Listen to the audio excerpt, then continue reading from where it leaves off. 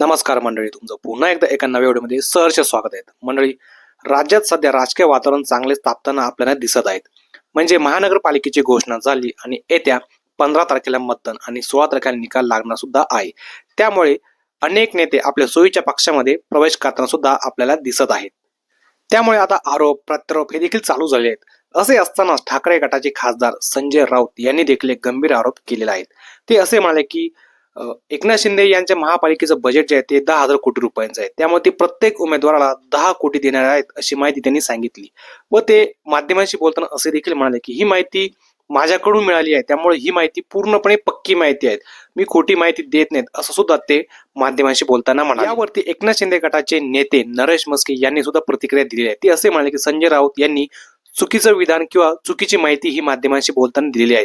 म्हणजे त्यांनी असं सांगितलं की असं अजिबात नाहीत, जनता जी काही मतदान देईल ते पदरात पडेल असं ते म्हणाले.